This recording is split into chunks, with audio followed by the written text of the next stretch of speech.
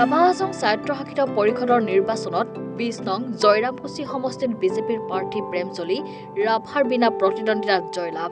গোৱালপাৰা জিলাৰ অন্তৰ্গত ৰাভা হাছং স্বায়ত্তশাসিত পৰিষদৰ ২০ সমষ্টিৰ নিৰ্বাচনৰ বাবে শনিবাৰে মনোনয়ন পত্ৰ দাখিল কৰে। অহা ২ এপ্ৰিলত অনুষ্ঠিত হ'ব নিৰ্বাচন। ২৬টা পৰিষদীয় সমষ্টিৰ ভিতৰত ২০টা সমষ্টি গোৱালপাৰা জিলা আৰু ১৬টা সমষ্টি কামৰূপ জিলাৰ অন্তৰ্গত।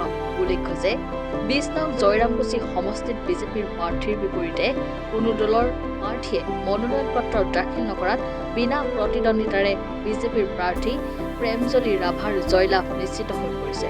প্ৰাৰ্থীগৰাকীৰ জয়লাভত জয়ৰামকুছিৰ অঞ্চলত এক উৎসৱমুখৰ পৰিৱেশ দেখিবলৈ পোৱা গৈছে। বিজয় উল্লাস অনুষ্ঠানত অংশগ্ৰহণ কৰে APDCLৰ সঞ্চালক প্ৰধান প্ৰকাশ কাশ্যপৰ লগতে বিজেপিৰ নেতাকৰ্মীসকল আৰু ৰাভা হাছং যৌথ মঞ্চৰ বিষয়ববীয়াসকল উপস্থিত থাকে।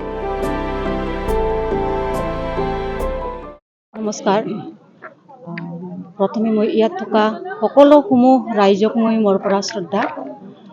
আজি মই বিনা প্ৰতিদ্বন্দ্বিতাৰে মই আজি জিকিবলৈ সক্ষম হৈছোঁ, সেইকাৰণে মই বহুত ধন্যবাদ।